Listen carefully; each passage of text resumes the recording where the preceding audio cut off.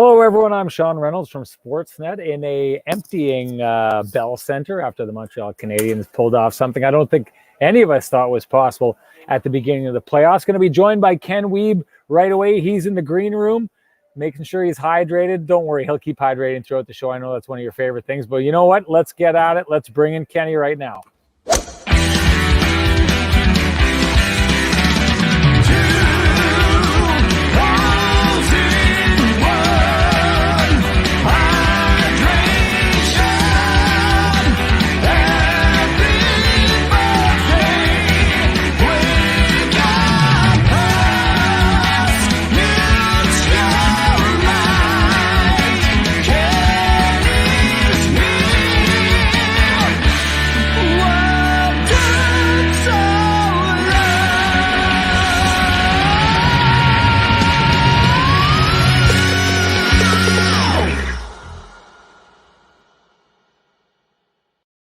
Kenny, my friend, welcome to the show. How are you doing? Sean, I'm doing excellent, thank you. How about yourself? How about the scene in that building that you got to witness live? I got to tell you, I'm a little jealous is not the right word because I'm super happy that you're there, but I'd rather be in the building than on a chair in my living room or in my kitchen. Yeah, you can feel jealousy without ill will. So, yeah, I'll take jealousy. Ken's jealous of me right now, everybody. That's what's happening. That's how it goes. You know what? Going from the building tonight, usually we don't do the Kenny and Renny show from inside the Bell Center because they usually send everyone home and then they'll kick you out, right? It's not like in Winnipeg where they'll let us stay all night and hang out with the helicopter guy. But we can't leave the building right now. They're not letting us out of the building because of everything going out in the streets.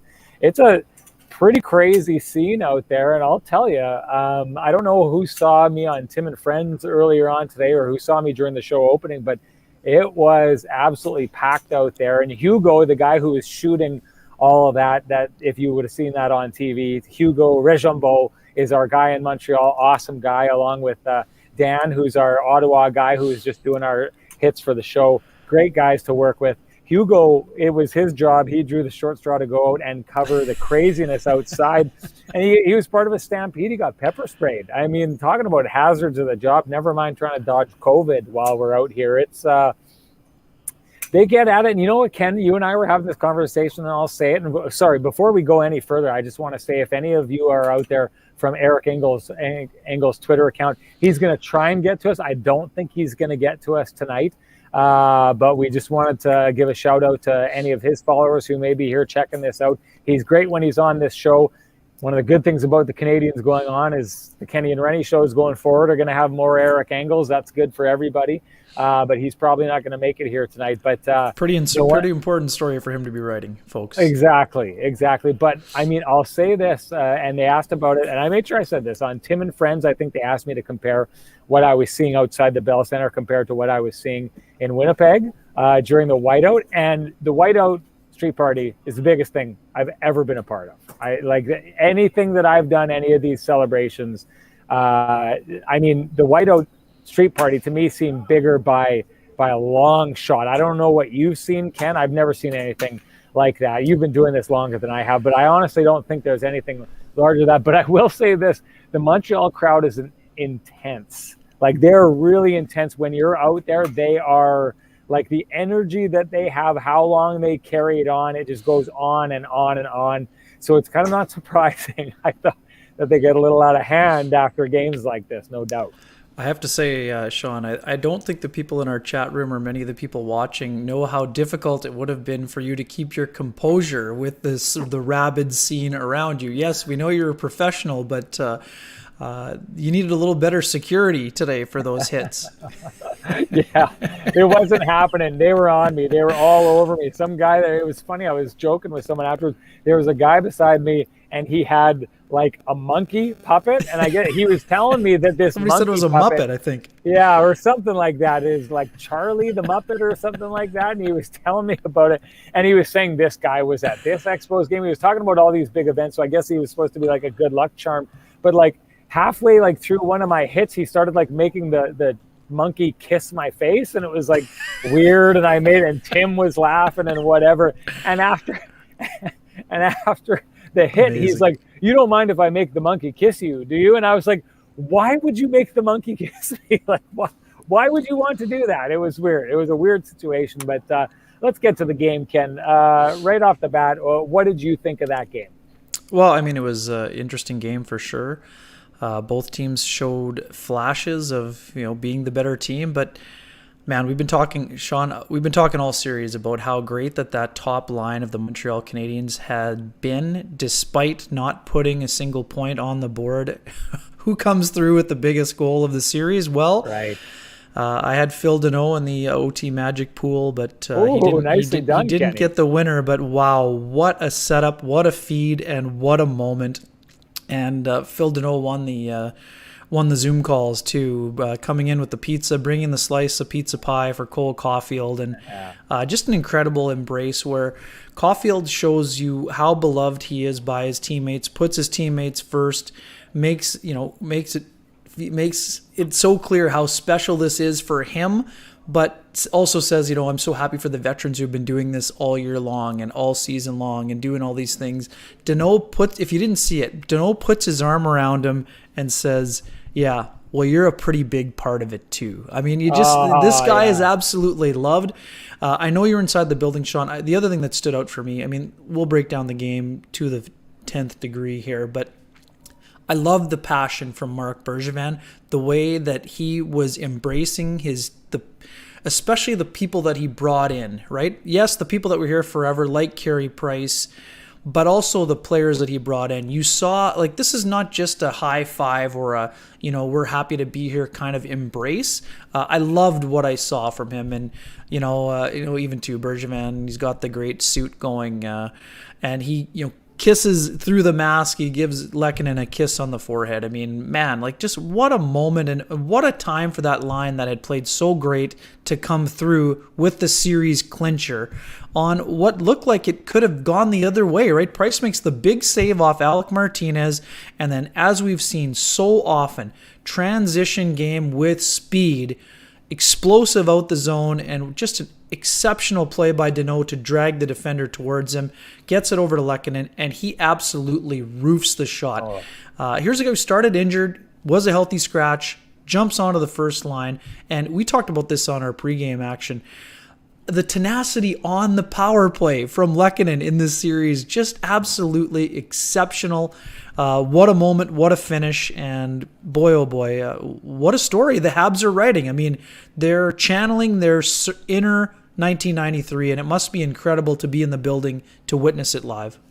Yeah, it was something. It was really something. Every time, and I said this on my hit into Sportsnet afterwards, every time the Jets score those big goals, the Canadiens score those big goals, I watch it on the ice and then I turn around behind me and I look at the faces of the people, right? Because I'm in this thing right now where it's just really, really interesting to watch, people kind of just go nuts, right? And it's one of the things I have to say. So where I watch the tail ends of the game is right down in this spot here. And I don't know how much you can see, but I'm about this far off the ice. It's, about where you and I do the Kenny and Renny show. But usually when we watch, we're up in the press box, right? And it's a great view because it's an X's and O's view. If you're trying to break down a game, it's the best place to do it. But one of the things that you kind of miss doing is being right in the crowd when those big moments happen. It kind of makes me feel like, you're talking about being jealous earlier on. It makes me jealous of all the Jets fans that got to be in the building during that great Jets run and in some of those, comeback games against Nashville the way that they did. To be in amongst that, because I just think that feeling of when everything goes nuts and you kind of turn around and look at people's faces, it's absolutely awesome. And I really kind of dug into that here, and it's almost a little bit easier because it's not a sea of faces. It's like you look at this group here, two people here, two people here, two people here.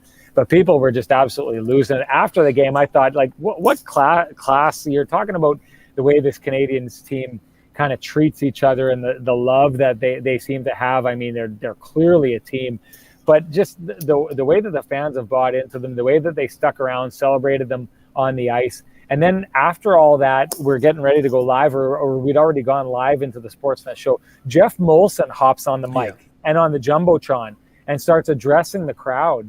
And it just was like this crazy feeling of togetherness that they really have, created in the city of Montreal right now that is just really, really working effectively for them.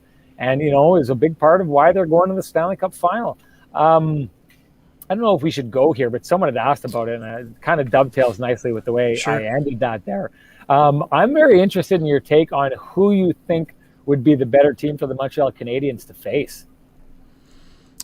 Yeah, I mean, they're two vastly different opponents, but two very difficult and formidable foes, regardless of who wins the game. I think you have more talent on the Tampa Bay Lightning roster. There's little question about that, and there's more experience there, right? That those are the two things that would weigh heavily in Tampa's favor. We know how they've played and how they've responded to losses in these last two seasons. But when it comes to the Islanders are, I don't want to say Canadiens light, because they would be Canadiens heavy, because they play, as hard as it might be to believe. Well, I'm not going to say they play a heavier game, because that's probably not true. But there are so many striking parallels between how those two teams are built. I mean, you have a Matt Barzal, who's a couple more years along than a Nick Suzuki, but you have a couple of game breakers in that lineup. But, what do? They roll four lines. What kind of defense do they have? Well, not maybe as big or as physical as the Montreal Canadiens, but they have four very capable defensemen. They have two guys that they also like, young guy on the third pairing for the Islanders in Dobson, and then a veteran like Andy Green. Whereas Montreal has Gustafsson to run the power play, and they have John Merrill, who's come back and been really solid in his limited minutes. Both have four lines. Both can bang the bodies around. They have some nice blend of skill. I mean, Anthony Beauvillier, who had a really rough series for the Islanders, what does he do? Takes advantage of a bad turnover by Coleman, roofs it. So his most important goal, his first goal, gets him to a Game 7. I mean, how great would it be for Beauvillier to be playing in Montreal in the Stanley Cup final? Man, Oh man. Yeah. Again, Game 7 tomorrow is going to be fantastic. There are so many kind of unknowns going into that game, but Montreal's playing great. I just don't think there's an easy opponent for either one of them. You'd have like two contrast. You'd either have a parallel style or a contrasting style. But the way the Montreal is playing right now, they can beat anybody. They've proven it. They beat a team that tied for the most points in the National Hockey League this year. So it's not to say that, oh wow, if they play Tampa, they're going to get steamrolled because the North stinks. Well, no, not exactly, and that's not how it necessarily works. No, I mean it's going to be a great Stanley Cup final for sure. I'm fascinated to see who they're going to be playing.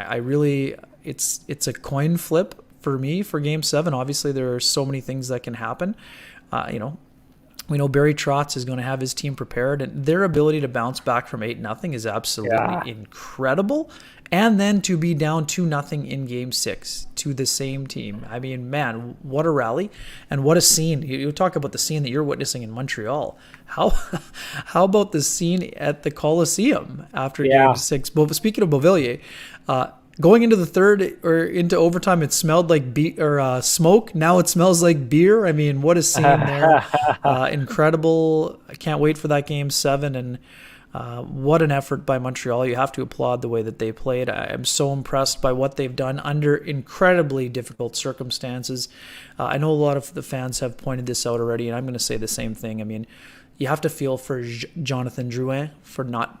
I mean, he's watching, of course, I would imagine, but tough for him to be so invested in this team and not be able to experience this. We talked about Jake Evans in our Sound On pregame. I mean, you saw how pumped he was on the bench there, and those guys are getting in the picture with the bowl, and that's all great. But and to Dom Ducharme, I mean, this should be his shining moment, and it still in a lot of ways is. But to have to watch that from home on Zoom or on TV, that's a crushing blow for someone who waited so long to become an NHL head coach, is still an excellent one who's very involved in this series, but to not be on the bench for that moment, that's got to be heartbreaking is not the right word, because he's obviously going to have an opportunity to play for a Stanley Cup final in his first year as a head coach.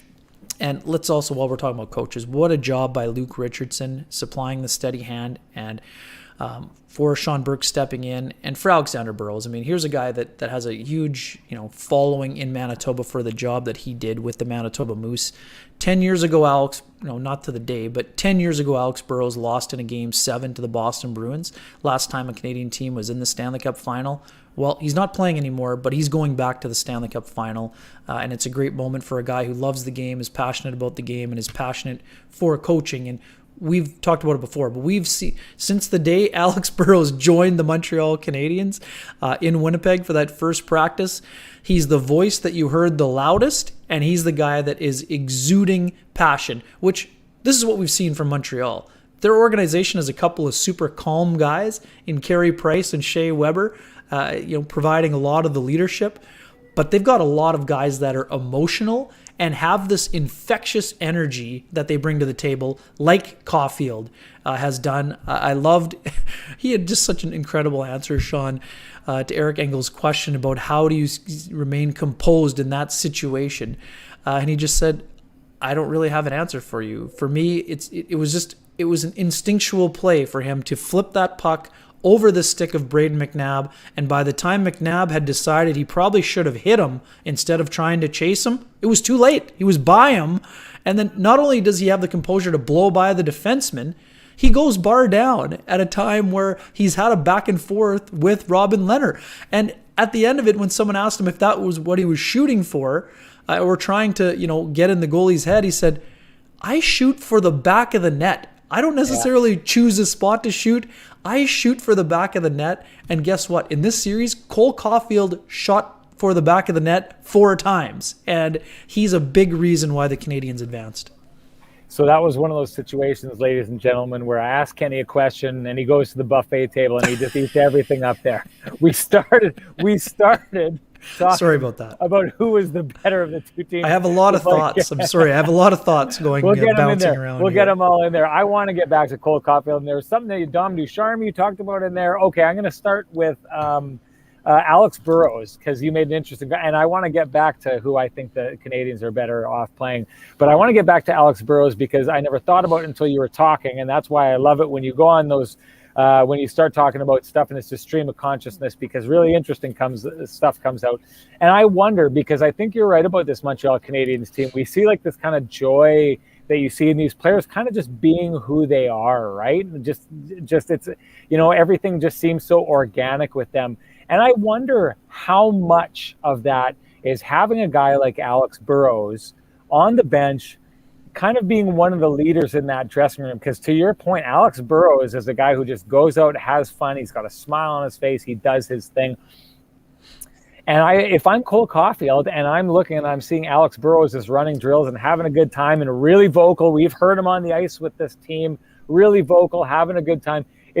I'm thinking a guy like Alex Burrows makes it a lot easier for a guy like Cole Caufield to be himself coming up. And Cole Caufield being himself is probably something that is a good thing, and it's led to what he's doing. That play that you're talking about with him, I was just blown away by that, because that play went from being a nothing burger play, just your regular guy's got it on the wall, defenseman is right there, to all of a sudden he threw on a little bit of speed, and it was like, okay, he may get an edge on him and be able to skate this around behind the net and hold on to possession for a while and create something for the Canadiens, to suddenly being like, wait a minute, he's got a shoulder on him. He may just get a shot off.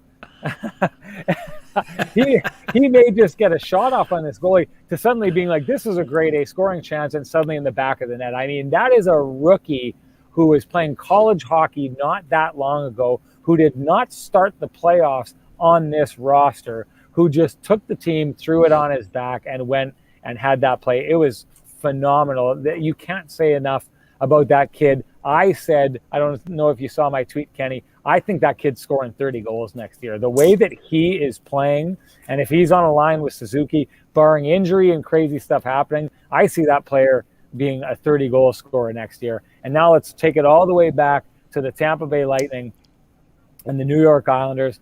This is my take on this situation. And you and I have talked about this. I think you're a believer that, and sorry, I'll get to that. I'm putting the cart before the horse on this. The Montreal Canadiens played the Toronto Maple Leafs and were able to shut down two of the most highly offensive talents in the NHL in Mitch Marner and Austin Matthews on the way to knocking that team off. They shut down the Jets' top guns, and they walked into this series and entirely shut down the offense of the Vegas Golden Knights. Even tonight, their 2 goals that are scored are generated from the point, and that's how they, one's a tip in, but that's a really well-placed shot. That is not a shot into the net. That is a pass to the side of the net coming from your defense, and then the next one is a clear shot, and the defenseman pounces on it and gets it in there. So the Montreal Canadiens, against 3 really good offensive teams, have entirely shut them down. So the question becomes, if they play the Tampa Bay Lightning, can they shut them down? You've said you don't think that they can shut down Brayden Point, and I see why you say that, because Brayden Point is on, a 9-game goal-scoring streak in the playoffs, and 6 of those games have come against the New York Islanders, a team you're not supposed to be able to score against, never mind score over and over and over and over again. So you may be right there, but I do have to see. I'm not sure I said that they can't. I said it would be difficult to. Did I flat out say that they couldn't? Well, I don't know. Well, I think I asked you, and I think you said no. And I don't think you said it in a way that he's going to continue on and now he's going to play them and it's going to be a 7-game series. He's going to score another 7 straight. I don't think you meant it like that, but I do think that you believe that Brayden Point can get inside on the Canadiens and do what he's been doing. Is that a fair assessment? For sure, yes. Yeah, I don't want to put words in your mouth. I don't think he can do it every game in a series, but he'll keep going to the hard areas. For sure he will, but I wonder how good this Canadiens team will. I mean, that's my question, is I wonder how good these 4 Clydesdales, as Luke Richardson likes to call them, will be at keeping him out of those areas, because Brayden Point goes to the dirty areas. Now, he's very good at it. He's very good at finding those gray areas in between the coverage and getting there and getting to those spots by doing that. But I'm interested to see that. Here's the thing. We know what the Canadiens look like about highly capably offensive teams, and they shut them down. So I think that they may be able to do to the Tampa Bay Lightning that maybe what other teams haven't been able to do. What we don't know what the Montreal Canadiens look like playing against is themselves. And I see, if it ends up being a New York Islanders Montreal Canadiens series, it's that Spider-Man meme, right? Where they're both dressed up in the Spider-Man suits and they're pointing at each other. These are the exact same teams. And I wonder what Cole Caufield looks like against that New York Islanders team. I wonder how much harder it is for Cole Caufield to score and produce against that team. I wonder how much harder it is for Nick Suzuki to do what he does against that team. Tyler Toffoli, who's kind of gone to sleep towards the tail end of this series, I don't know how he's going to be able to do against them.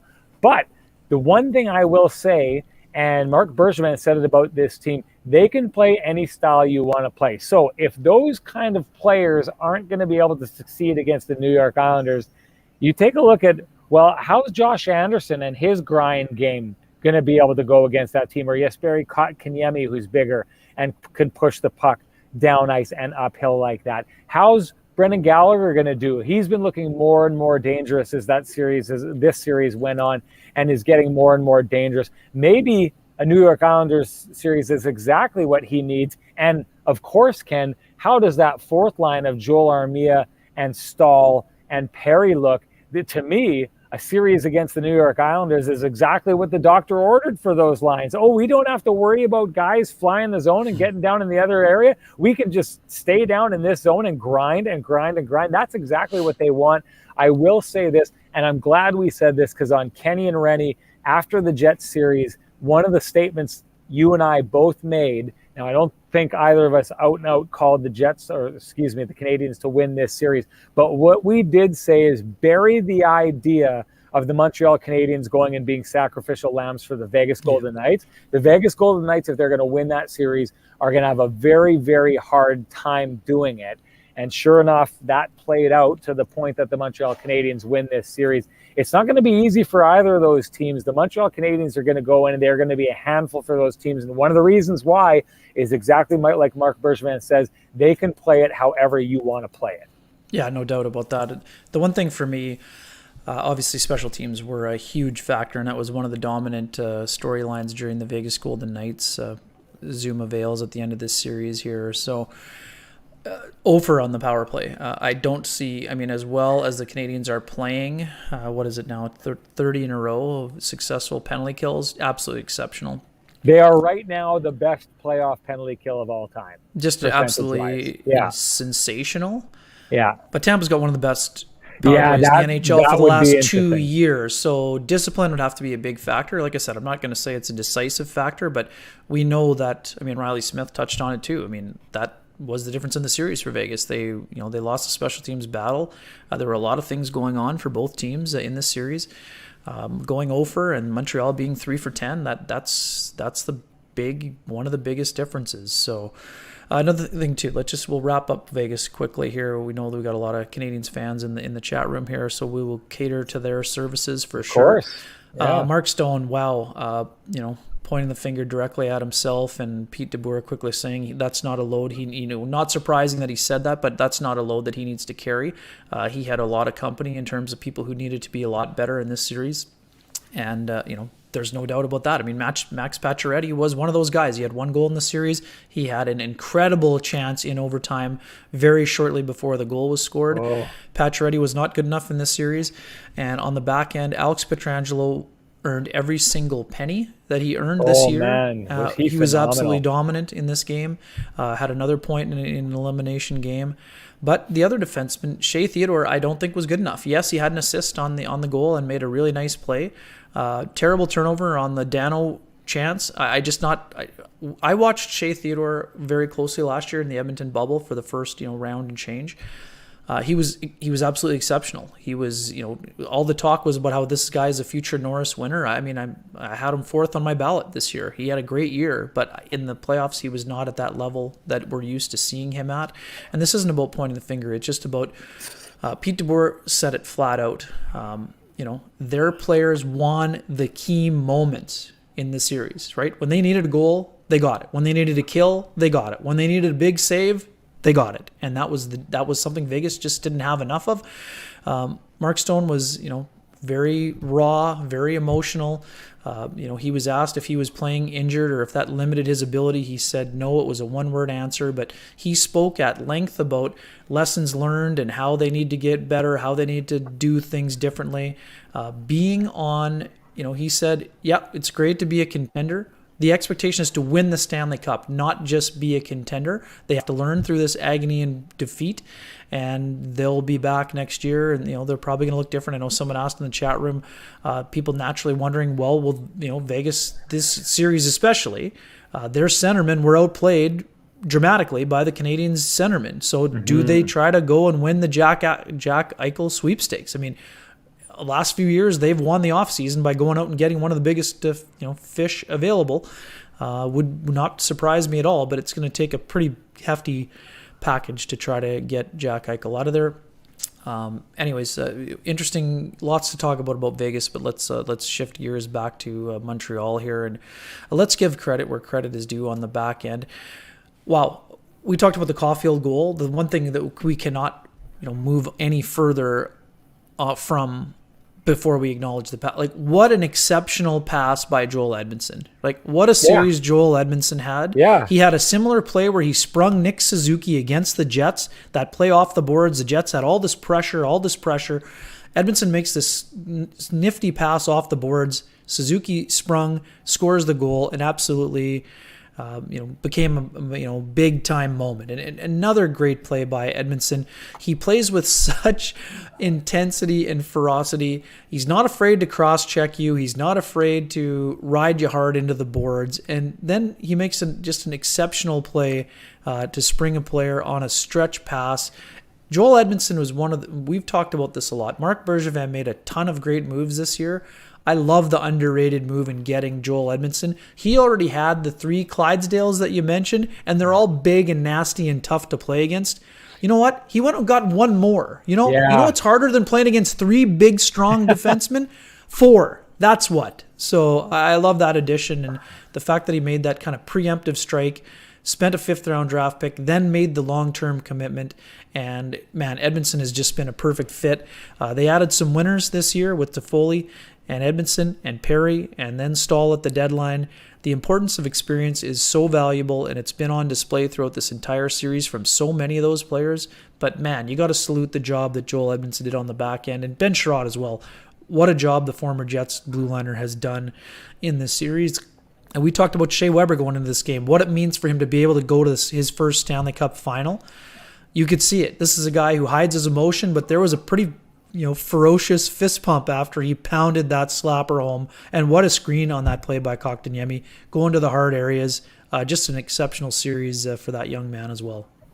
Let's talk about Carey Price, because Yep. I mean, I take a look at two key moments in that game. One is that unbelievable stop on William Karlsson. You texted me right away after. Kenny, I love getting texts from you during the game too. I absolutely love it because it's just back and forth, and it's like having you there watching it, because that's what we do when we watch. It's like, oh, did he see that? Oh, did he see that? Unreal. So it's good because I get to continue doing that. But that was absolutely phenomenal. And then the Max Pacioretty stop in that he somehow just made look easy. I mean, I was standing here, it happened right in front of me on this end, and I thought, okay, there's the game. And there's room available, right? There's room. There's high blocker is available, but Price just made himself big, and it looked like it hit him right in the chest, basically. Totally. But I mean, I you know what I thought was important tonight was he went out after getting outdueled by Robin Lehner, and I don't know how many nights you could have said that during this playoff run that you could say Price was outdueled by the other goaltender.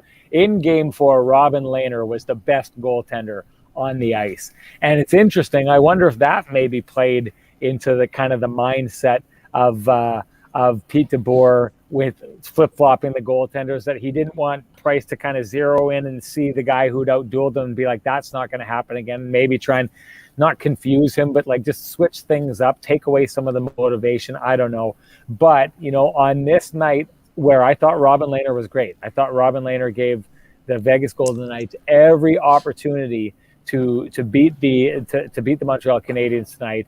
Carey Price went out and was just not going to be denied. And you just got to give him credit. And you're talking about, I mean, Shea Weber, when he scored that goal, like, did you see his reaction afterwards? Was very un-Shea Weber-like. Eric Engels said that is one of the biggest celebrations I've ever seen him give after a goal in his time in Montreal. He was stoked about it, right? And if you're taking a look at guys on this roster that you're looking at and you're saying, these are the guys that were, the feel-good stories of the playoffs. Is there anyone out there who doesn't have a cup right now in the NHL that maybe deserves a cup more than those two players, Carey Price and Shea Weber? Oh man, it just exceptional stories, and I don't know if you got to see it because I know you were ready to tape hits, but I mean, Price giving a shout out to his mom, who just got reelected as chief in the last week or so. I mean, the mother shout out just on his biggest moment, biggest moment for him getting to the Stanley Cup final. He's shouting out his mother. That just is at a time where it's just so important for that light to be shone. I mean, that was just absolutely fantastic.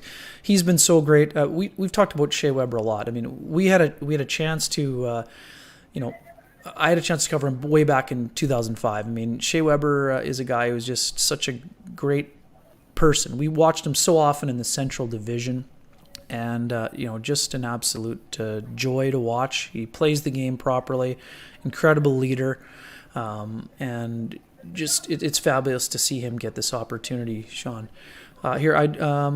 John Morosi is going to hop on with us just for a couple seconds. John Morosi. I'm going to send him the link here. So you talk like I'm not here for a minute or two. You want me to talk? You want me to go to the buffet and do what you do? Yeah. That's easier said you than go to done. the buffet I don't know here. about that. Hang on. I don't know if you ever sent me the link, actually. I could do it on this end. Why don't I wind you up and set you off? Because I can do it. I can do it. I'll send you John's email, and then I have John's. Oh, you have it? Then you send him the note. Okay, I'll send him the note. But let's get you wound up on something. Let's hit something here. I know what I got to go to. Somebody mentioned this here. I want to go into this. We often watch for the things in the handshake line. There were a couple of just fantastic moments, and let me jump into this one here. I'll start with this while you send that along, Sean. man, the embrace, the two things, like, Leonard and Price had a good one, but Leonard and Luke Richardson, like, this is a guy who had a massive impact on his career when they were in Binghamton. They won a Calder Cup together. Such immense pride and, appreciation and respect between these two individuals.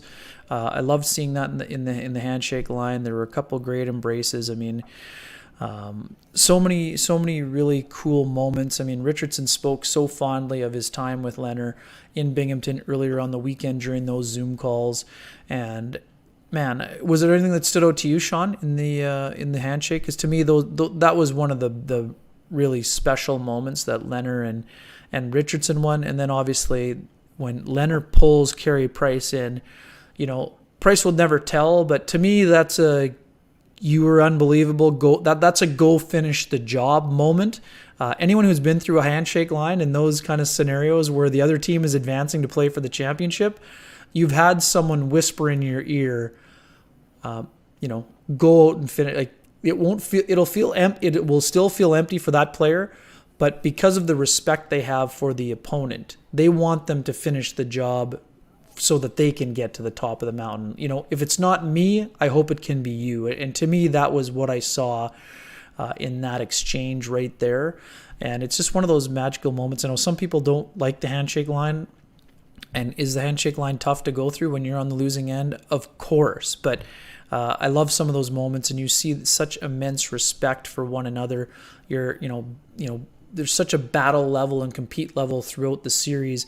And then you see these guys kind of take a deep breath and exhale and shake the hand of their opponent. And man, I just think that it's one of the cool moments in sports that I hope don't get lost. I hope they continue doing it. And it's just such a cool thing to see. Would anything stand out to you, Sean, from that moment or handshakes? Yeah, not really, because I had my back to it as I was going live into the show. I missed most of it. I think someone told me about it.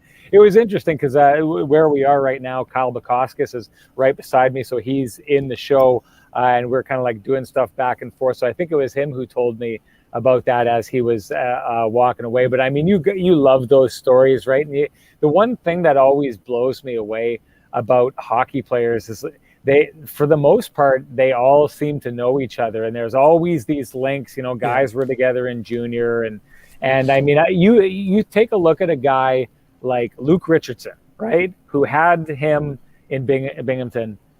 Here's a guy who has broken down barriers having to do with mental health and being, very vocal, and one of the few vocal people in the sport. And I can understand where he came from and why the importance of him doing what he's done to come out and be like, yeah, I'm this goaltender in the NHL and I've got these problems. And you usually don't talk about it because then you've got a whole bunch of, guys on your team or potentially coaches or scouts who are saying like, well, stay away from that guy, because you can't trust his mind and all this kind of stuff.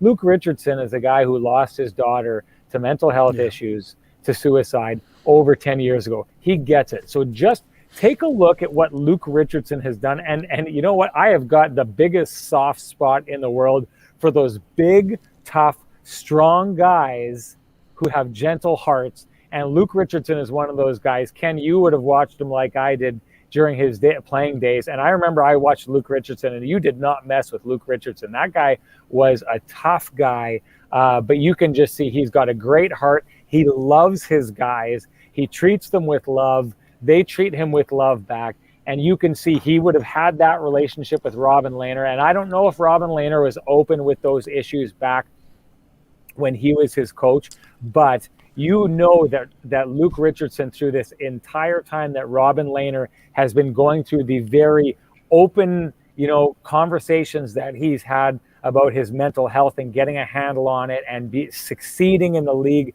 while having that. And that behind the scenes, Luke Richardson would have been one of his biggest cheerleaders, would have had his back. Yeah. So a moment like that is, I'd said this, that moment in Game 3, after they won for the first time, Luke Richardson won his first game and had that moment where he tapped the pin, do it for Darren, and then pointed to the sky. I'd said that is probably going to be the most tender moment you are ever going to see between a father and a daughter on an NHL bench. You're never going to see a moment like that again. And to me, those moments like he had with Robin Lehner, when you know the history, you know how hard Luke Richardson is fighting for young kids and mental health and shining the light on that. And here you've got Robin Lehner, who I give all the credit in the world for the bravery he has had to take that fight and put it in front of people and say he's going through this and get on the other side of that.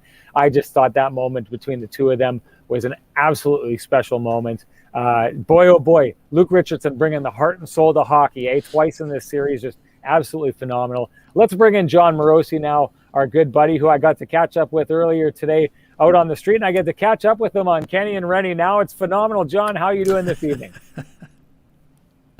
We're not hearing you, John. You're muted. Can you unmute yourself? And here we go. There All you right. go. Yes, I figured out how to use technology. Thank you, my friend. There we go. Great to be with you both. Yeah, Sean, great to see you earlier. Tremendous work. All postseason, you as well, Ken. It's just awesome to be here and talk hockey with you guys, and great to be back in Canada. So thank you so much for having me on the show. Thanks for joining us. Awesome. Yeah, well, it was great to see you. I'm always thinking you do such an awesome job on baseball, and you're one of the great insiders of the game. You're there. You do such good work on MLB. I always expect that you're not going to get back to hockey because baseball just isn't going to let you go. So when you do get back, I'm always excited to see it. We're so happy to see you on this series. Let's just give your breakdown of it. What did you see from this Montreal Canadiens team, and were you surprised to see what you saw from them?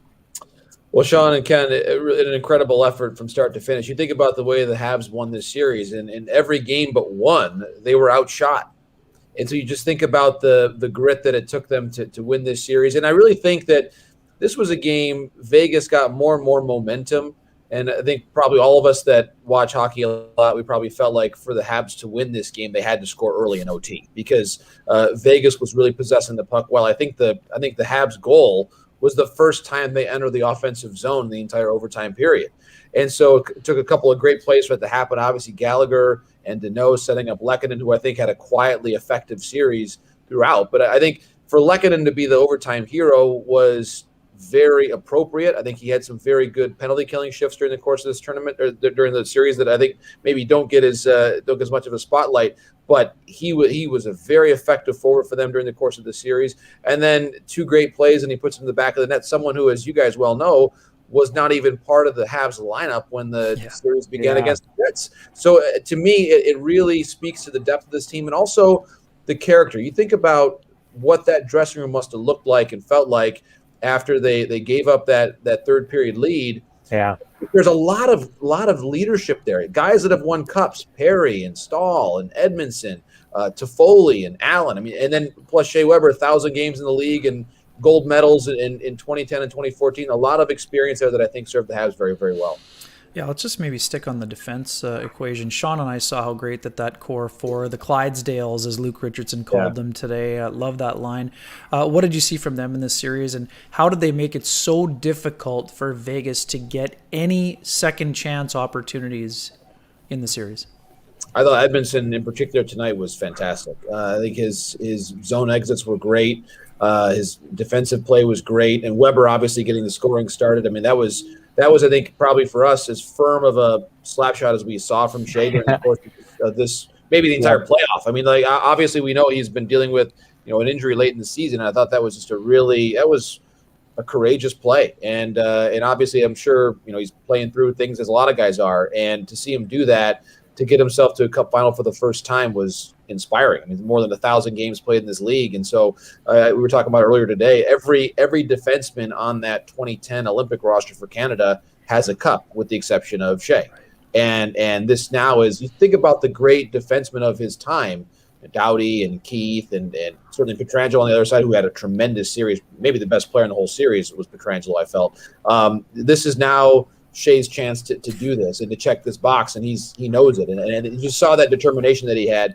So I was very impressed by the defensive group, and I think also, and you guys were talking about Luke Richardson before I came on, and what a great job in the course of the series. You think about, and you guys would know better than me, but the amount of coordination it takes. With this group, you never saw Merrill and Gustafsson almost never on the ice at the same time. It was always, they were always paired up with one of the big four, if you will. And the amount of communication that takes when you are now on literally your third head coach of the season, I think just speaks to how much respect the guys have for Luke Richardson and what a great job he does focusing on the defense. I just think that communication and teamwork and selflessness, you don't hear Gustafsson or Merrill complaining about how many shifts they're playing.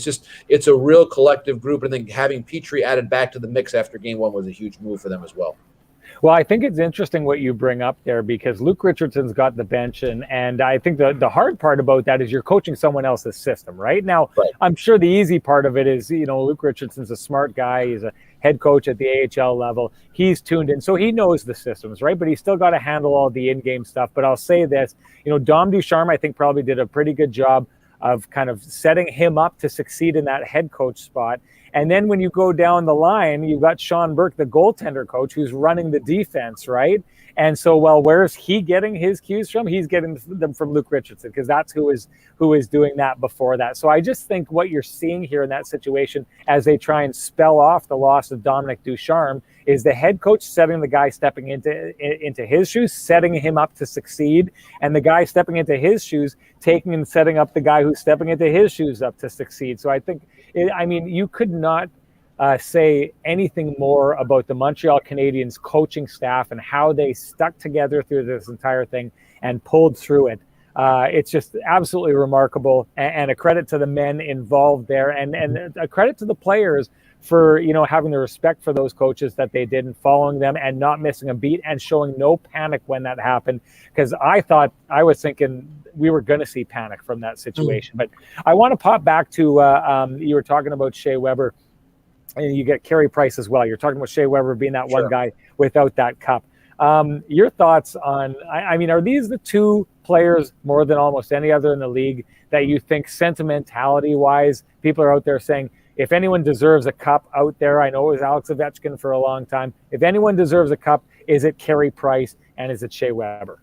I think so. And you consider, I was just thinking of, my brother lives in the great city of Nashville, and there's got to be a lot of Nashville fans who are watching Shea go to the Cup final. And I hope when you think about what he has done to grow hockey in that market, I hope that everybody in Tennessee is watching and invested in him. I mean, that's not quite exactly the Ray Bourque analogy, but I really think that the fans there, I'm sure, are and will be invested in Shea because of what he meant to that franchise and what he still does probably in a lot of ways, just with the foundation that he laid. And I think Carey Price, I would imagine, he's someone that has followed, as you both know, closely in Canada from coast to coast. I mean, he's been the goalie of a World Junior gold medal winning team, the goalie of an Olympic gold medal winning team. He's won the Hart Trophy. He's done it all. And I think that we realize, I think too, how well he has managed the pressures of playing in this city. I mean, it's, as you both know, it's not easy.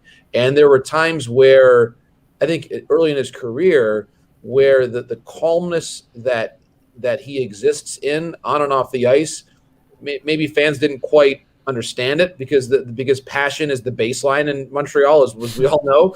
And so when I remember the year when he said, we got to relax, like that and people sort of said, relax, it's the playoffs. But we get it now. I think everybody should get it, that this is how he operates best. And you look at his numbers, guys, his best three playoffs have been the last three. With experience and understanding how to manage the moment, I really think once you win the gold medal and then you've stamped that part of your career, he doesn't have to prove anything to anybody else. And by the way, you look at his goals against and his save percentage in the playoffs. Now, I realize he hasn't won a cup yet, but in the playoffs, he's got a lower goals against than Waugh or Dryden and a better save percentage than Waugh and Dryden. And again, in this city, you're measured by cups, and I get that. But when you look at those numbers, that's pretty remarkable. If you have had a long playoff career with a lot of sample size, and if your save percentage is higher than Dryden and Waugh, you're doing something right. And I think there are no critics remaining in this town for Carey Price. And you think about that save he made on Carlson coming down the slot. That was a A-level. That's going to be on every montage that exists about the Stanley Cup playoffs, because that was an absolute saving moment in this game and in this series for the Habs And just he was as on point as you can be. And by the way, there was another great save on Pacioretty early in OT that I think it's important to remember that too. That was right before, not long before Lekkonen's goal. So Carey Price, if there were any lingering critics out there anywhere, he has answered them all brilliantly. No doubt about it. John, you're a guy who has a keen eye on USA hockey. What's it been like to see Cole Caufield do what he's been doing in these playoffs, and to do it with such enthusiasm? To me, I know obviously you're a baseball guy as well. He's got a little Vladdy in him, like the way that that exudes joy for being on the ice, and I love that about him. I mean, what's impressed you most about what he's been able to do here? Well, it's a year unlike any we've ever seen. When you think about it, to win World Junior Gold, win the Hobey Baker, and now be playing for the Canadiens in the Stanley Cup Final, those are some boxes that have never been checked in the same year before. I mean, that's a pretty remarkable. That's like a career for some people, and he's doing it all in the span of like 5 months. And I talked with him. I interviewed him once over Zoom during the course of the series, one-on-one, and he's just such a great young man and a big smile. And I said, Cole, last time I talked to you, it was a virtual interview as well, but it was back in December, and you were in the World Junior Camp. Like what are we doing here? Like how are we having this conversation now? So, but I think that to your point, the symbolism of this team has been the combination of the old and the young. You've got Perry playing with the scar on his nose and having won a cup and having won a Hart Trophy, having won everything, again, triple gold member, Perry. And then you get Caufield with this smile, and he's just off of the campus of Wisconsin. And there was the back and forth with Leonard, which I think was fun and great for hockey to hear what they both said. I think it was great. And so I think to really see what Cole is doing now, I think to your point, gives a lot of really a lot of joy and a lot of pride for USA Hockey. But I mean, this guy, he is an important part. Clearly, he's got the most goals of anybody in the Habs in this series. But I think also that if there was any pressure anywhere for the Habs tonight to close this thing out on home ice, I mean, he barrels out there with that smile and he's skating circles around everybody. I mean, it's hard to feel tense when you can do that. And I really think that to the older guys who might.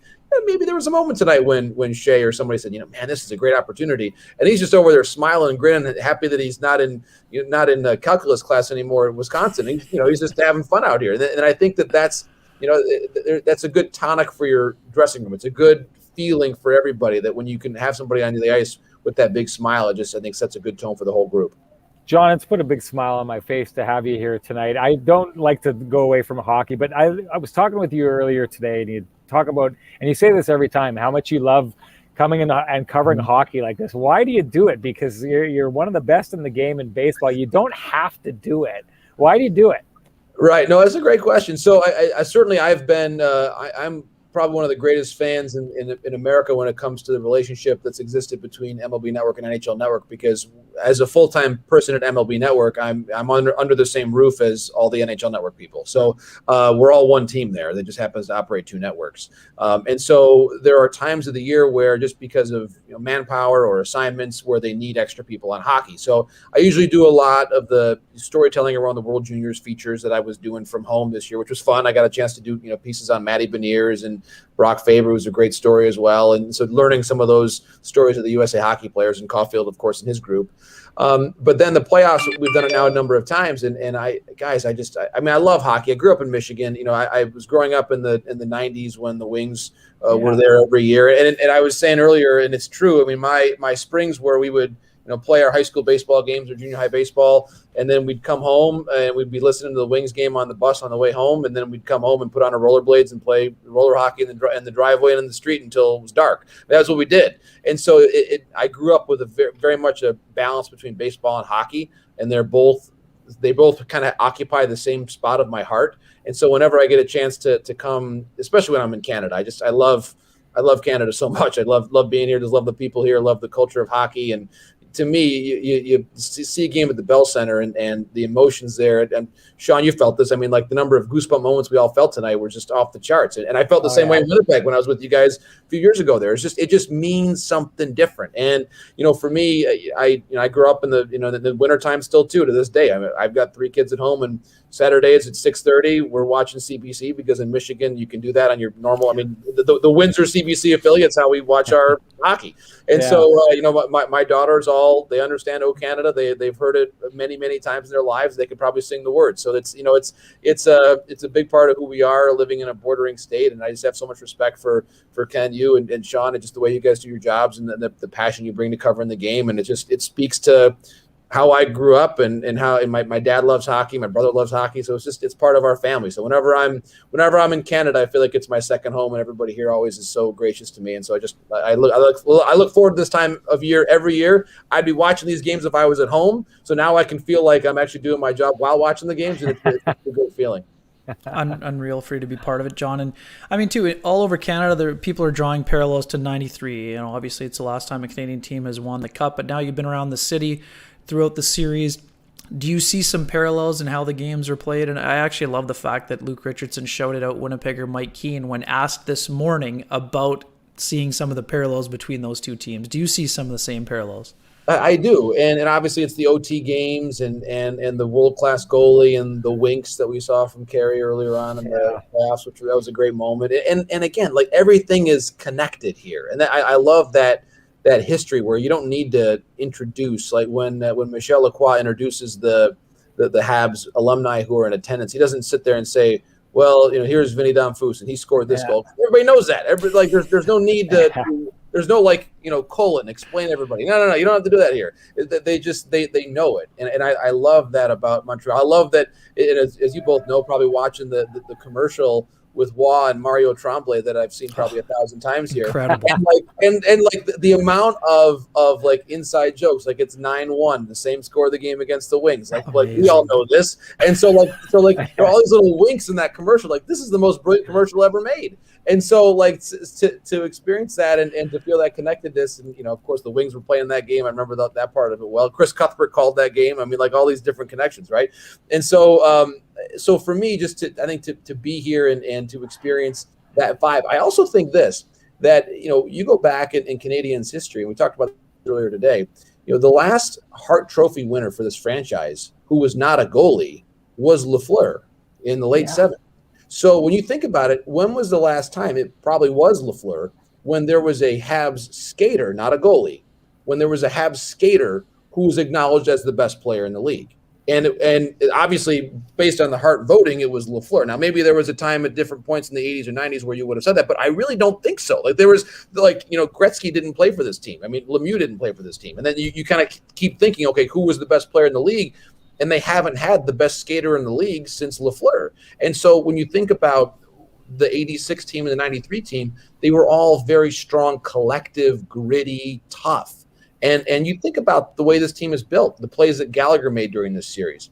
Deneau, huge impact on the series without scoring a goal, but he assists on the winner in overtime. It's these are the kind of teams that they have won with in the past, where you don't have to have Beliveau or Richard on the roster or Lafleur to win a cup, and they proved that in 86 and 93, and here they are now, 4 wins away from Cup 25. And by the way, Campbell Bowl #1, which was a great part of the story. 24 cups, but only 1 Campbell Bowl. So they gotta realign things geographically to catch up there in the Campbell Bowl column. Yeah, how neat was that, John? You're American, but we've adopted you as a Canadian, and we're going to get you to give us the Canadians' perspective on this. Which of those two teams playing tomorrow night do you think, or I guess probably tonight for where we are? Which of those two teams do you think the Canadians would line up better against? It's a great question. And now, of course, the Lightning, all the questions about, is Kucherov going to play, and what is his status? I look at the experience that Tampa has. I think, there's no one like Hedman on the Islanders. I don't think. Now we'll see, and probably no one like Kucherov either, and perhaps no one like Vasilevsky. I mean, I think Tampa at their best is the more talented team, but the Islanders are kind of playing this inspired hockey similar to the way the Canadiens are playing right now. I think that Montreal would be able to, I think, suffocate a bit more easily the offensive approach of the Islanders than they would with Tampa. I think Tampa is a similar team to Vegas in some respects in their ability to skate. And Braden Point, obviously, we've all been marveling at him. I mean, he's, if Tampa wins, I think he's Conn Smythe without a question. But I think that Tampa's the tougher matchup. But the Canadiens right now, they're feeling like, hey, we can play anybody. I mean, we put together Team Canada and come play us and see how we do it. That's their mentality right now. I think they feel that way because their structure works so well. And you don't kill that many penalties for 13 straight games without being totally in sync with each other. And I think that one of the points too that you were mentioning, Sean, about how well this group has been coached in the absence of Dominic Ducharme. I think that they're almost, if you watch the Canadiens play right now, I think it's true. There's almost always a coach-like thinker on the ice at all times. And often there's a coach-like thinker in the D-corps and the forward line at all times on the ice. Toffoli's won, a cup. I mean, he's got experience. He's like a young veteran. Deneau thinks like a coach. Gallagher is the heart and soul. You look at the bottom line. You got Stahl and Perry, who were drafted 18 years ago this week, and they're still getting it done. I mean, that's one of the things I love about the storylines. We talked about this before. You got 4 guys in this series. Fleury, of course, was one of them, who were drafted in 2003. That's incredible. And they're still playing and still getting it done. I think Armia had a quietly effective series. I think Suzuki, my gosh, I mean, he's, to me, what a fabulous player he is. So there's just a lot to like about the way the Habs play, the responsibility that they all play with.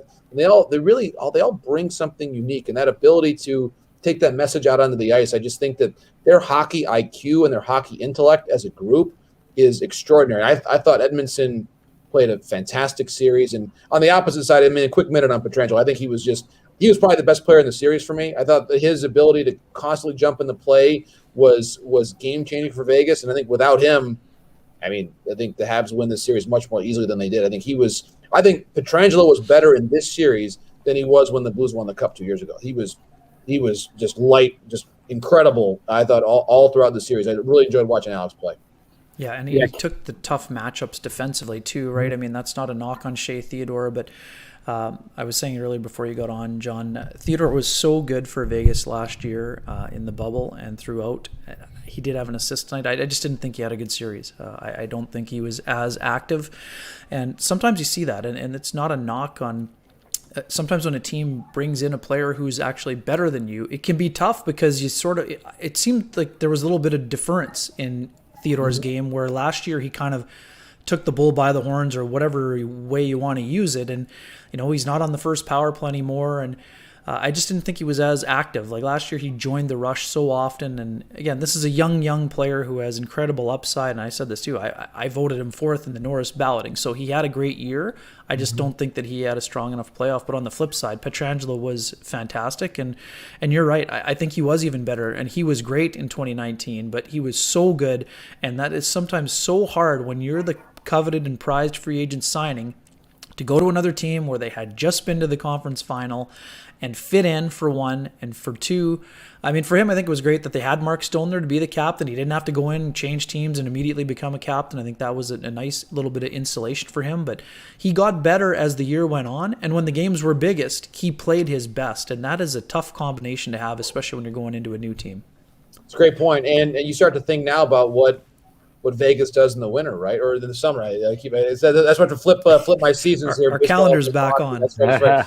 Yeah. So, what they do now, because of course, Alec Martinez, the UFA, I think he's an interesting guy to watch. I thought he had obviously had the turnover on the Weber goal, but I think he was very good in this series overall. I thought very tough player. But you think about, to your point, Ken, I think that Montreal's second D pairing was better than Vegas's second D pairing. That's one of the key matchups I think that we saw in this series.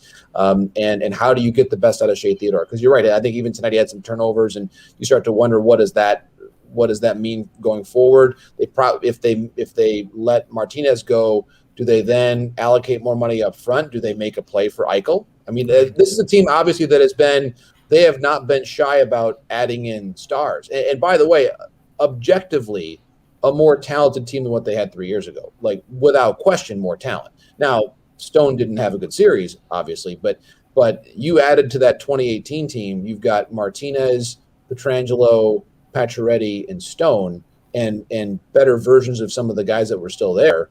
Tuck, I think, was better now than he was 3 years ago. I mean, this is a special team. They just were shut down by a really, really determined Montreal club that just plays such a great brand of hockey. And the notion of the Habs being underdogs, I don't buy it anymore. They've won 11 out of 13 playoff games. I don't care who you're playing. You go 11-2 in a stretch straight in the playoffs. No underdog here, as far as I'm concerned. I mean, that's a pretty darn impressive run, and I just think now it's going to be up to George McPhee and Kelly McCrimmon. What do they do with their roster, and do they make that big splash? And to get Eichel, what would they have to give up? That's where you start to wonder. And the expansion draft coming up, a lot of different questions about who you can protect. But to get a player like Eichel, you'd have to give up certainly one of your top, probably one of your. It depends on how you do it, obviously, if they're going to take prospects. But it's going to be a heavy price. And speaking of trades, there's no question that Montreal in this series feels like they got the better end of the Pacioretty Suzuki deal, because I thought Suzuki was just tremendous from start to finish. So that's where I was going to go next. I think, it's obvious they won that deal. It must kill Vegas to take a look and think. I think, there may have been a chance they thought eventually Montreal would get the better of that deal, but they were supposed to have some years before that happened. It wasn't supposed to happen this quick. But I'm thinking one from Nick Suzuki and how well he played in the bubble last year to continuing to do it this year. And there's a little Braden Point in him and that Braden Point, is a great player during the regular season, but in the postseason, he's a god, right? And we're seeing that kind of element of Nick Suzuki, great player during the regular season, but boy, does he step it up. What we saw from Cole Caufield. I'm wondering if you think that this is, is this just the Canadiens showing up at the right time, or are you seeing from them the beginning of a young core that may do special things for a long time in this league? Yeah, it's a great question, Sean, because, obviously we're about to now enter this unique time where the divisions get realigned back again, and how's that, if the Atlantic Division is back to being what it used to be, how tough that division is going to be. Oh my gosh, you think about Florida with the steps they took, Tampa, Boston with Toronto and Montreal, and an improving Ottawa team. The Wings in my home state, guys, I don't know, I have to see if Steve can work on some realignment back to the Central or the West or whatever, but that's going to be a tough go for the Wings in the next couple of years with dealing with that talent. And again, the fascinating part of this and why playoff hockey is just so great.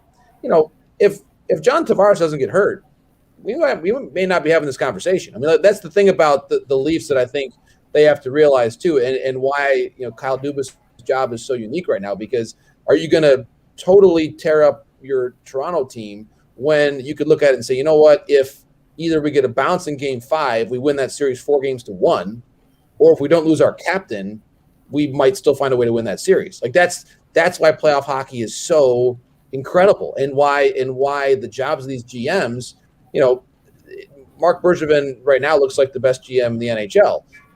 No one was saying that when they were down 3-1 in the first round. He didn't get, like, his work did not get any better or worse since then. It's just the results give a different view of things. And by the way, he did a great job building this team. There's no question about it.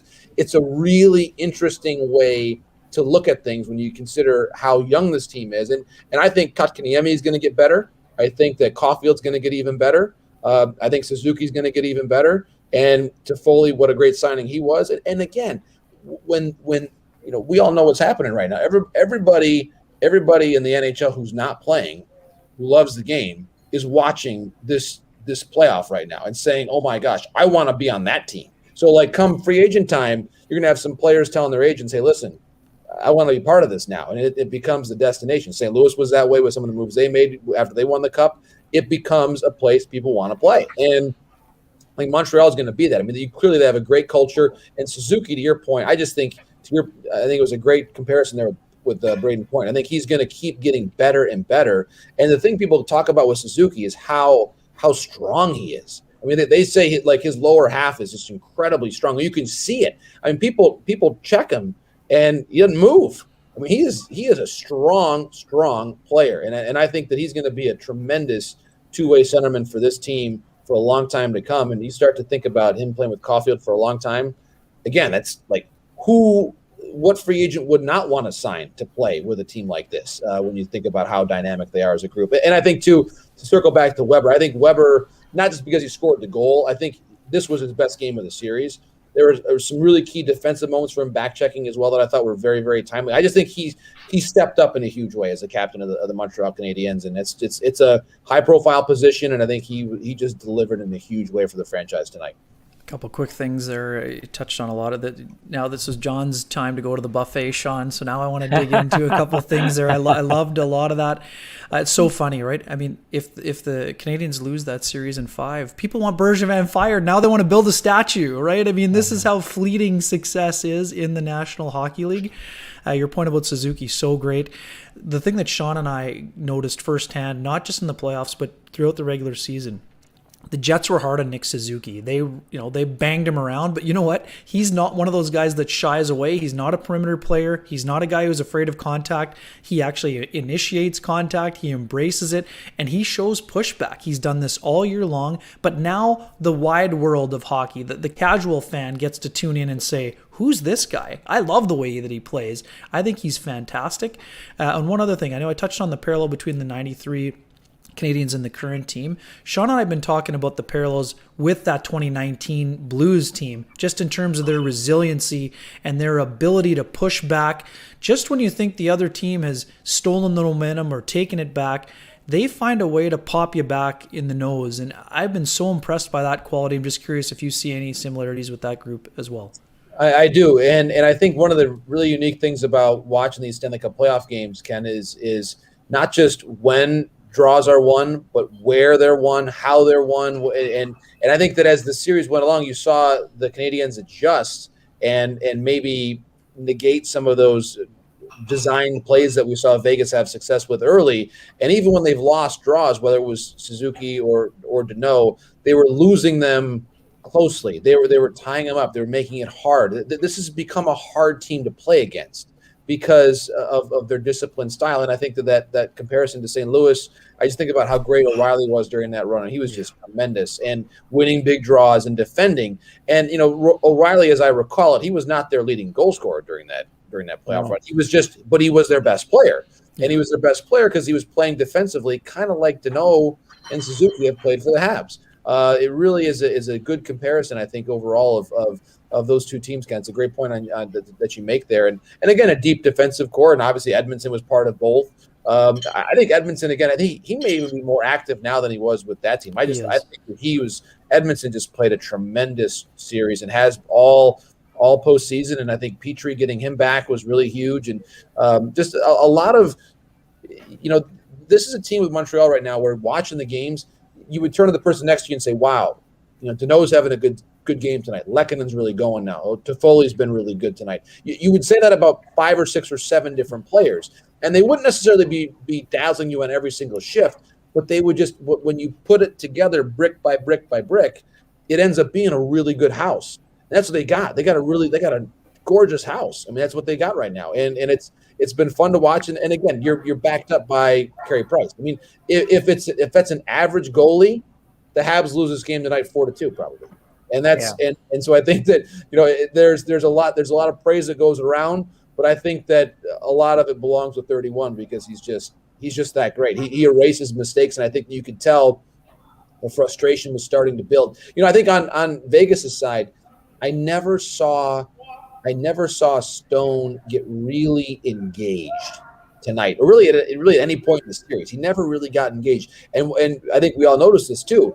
When overtime started, whose line was out there? It was Waugh again. I mean, Peter DeBoer was playing the guys that were going tonight, and it was not as though you didn't see Stevenson's line taking that many ozone draws tonight when they had the chance to. It was we saw a lot of the Carlson line and a lot of Waugh because they were going better. And I thought even on Vegas' side, I think Noshik had a pretty good series overall for what his role is. But I think the point is Vegas, their top guys never got going, and certainly they bear responsibility for it. But I think you have to credit the way the Canadiens played. And again, that was another similarity with that St. Louis team was that last line. I think Steen and Barbashev and that group, the fourth line, similar to what they were huge in that series. Yeah. John, they've been saying in our chat room that you are an absolute huge get, and I couldn't agree with our chat room more. It was phenomenal to have you. During the regular season, we've put it on hold until the beginning of the next hockey season, but we like to have guests in the hockey world on so that we can dig into them for about an hour, and we would absolutely be honored if you join us next year. I'm hoping you'll say yes. That sounds great. So we'll have to pick a Saturday when I know I'm going to be home and when the kids are all sleeping. So like right now, this is this is like the most effective I am all year long because exactly. Because we're like right now I'm in a quiet hotel room and I've done nothing but watch hockey for 2 weeks. And so now I have to, a couple things. I'll say this. I'm going to see the Jays in Buffalo next week. So I'll report back on the state of their bullpen. I've been watching all the coverage here. Like I've been just getting little wisps of concerns about the Jays bullpen. So I'll try to get there. And yeah, you reach out. I'll be up. I'm usually Saturday night. You guys can text me at 11:30 at night Eastern time. I'm watching like the second period of the Jets playing the Flames, or or the Canucks playing the Oilers. I mean that's what I'm doing. So you guys reach out anytime. Saturday night's usually pretty good. The rest of the time, I'm usually up at 6 in the morning in the weekdays to get the kids going to school. But at Saturdays, count me in. Okay, put me on the calendar for a Saturday night, and we'll reconvene then. We'll figure. Thanks for joining us. That was awesome. Yeah, enjoy the final too. You bet, John. It's always good to catch up with you out on the road. I'm hoping that maybe this Stanley Cup final ends here in Montreal, one, for what will happen here, but two, then maybe the bubble can burst and you can come out and we can go grab a beer. That would be great. There you go. Well, Sean and Ken, a great pleasure. And again, all the best to your families. Thanks for having me on the show tonight. Keep up all the great work, and just thanks for always being so gracious to me. Really appreciate it. Awesome. Thanks for coming, John. And Kenny, I guess that's it for us. We should shut this down. Any final thoughts? Oh, just a fun series to cover and great to see. I've been over 500 people. Folks, thanks for joining us. Eric will join us again in the final. We'll have a tee-up of some kind going into the final. I guess it'll start Monday now, so not sure if we'll do it Monday during the day or if we'll do it Sunday night or something. We'll keep you posted, but thanks for joining us throughout the series. It's been fabulous. Sean, thanks for your great work from Montreal and staying up late all these nights. And neither one of us sleep very much, but we love talking about hockey and so much to discuss. And, best time of the year, right? Stanley Cup final is just around the corner. Going to be a fantastic Game 7 on Friday night, and then boy oh boy, let's get this final going. And also too, you touched on it while he was still here, man. That was just awesome to have John. Much like me, I love baseball and hockey both. Great individual, great human, and so darn great at his job. And I'm glad that folks all over America get to see him on NHL Network during these playoffs because, as you can tell, this man exudes passion for everything in life, but especially for the game that we love so very much. And we can't thank him enough. And what a job by the Canadiens. You have to tip your cap, stick taps all around. Just an incredible series by the Montreal Canadiens, and going to be exceptional to see how they stack up in the final. Yeah. John's one of those guys that when I see him, just kicking ass on the MLB network and breaking trades and stuff like that he'll pop up on the screen and I'll be like, I know that guy. Right? So it's awesome to have him on. Phenomenal. I had a blast covering this series. As I understand, I'll be back covering the Stanley Cup final here. So I'm looking forward to it. Like I said to John, it'll be great to get back here. Montreal's treated me really great. Eric Engels, who was not able to make it tonight, but let us use his Twitter account, was phenomenal. He may still be up there writing, I think. I don't know, but hasn't led me wrong. I've got a lot more food to talk about from what he sent me to, but great time. And one of the things that's made this great is that we've continued doing these Kenny and Renny shows. After the Jets were gone, Ken, we had a lot of discussions. There was some consternation. We were arguing our way through it. I pitched the idea to you at first. You were not at all interested in the idea. And then at some point, not true. Oh, sorry. Yes. At some point initially, I wasn't sure. Initially, you didn't like the idea, and then it switched, and then you were convincing me, and that's what we do. We kind of push each other, and we usually get our way. What it ends up being is we just always end up doing it because one of us wants to, and the other one won't say no. And that's great because it's good. We get out, and we always end up leaving and being like, you know what, that was awesome. And this has been awesome. It's been awesome to connect with all of you. We're so happy that so many of our Kenny and Renny audience stuck with us and kept showing up even after the Jets are gone. We appreciate it. It means a ton to us. We're lucky to have it. Thank you so much for that. We will see you going into the next round, and who knows, maybe we may pop up for something different along the way. I know people were calling for maybe a Stanley Cup final tee-up or something like that. You never know what's going to happen. Ken will let you know on his Twitter account, which has far more reach than mine does. Other than that, keep an eye out for it. Thank you so much for joining us, and have a great evening.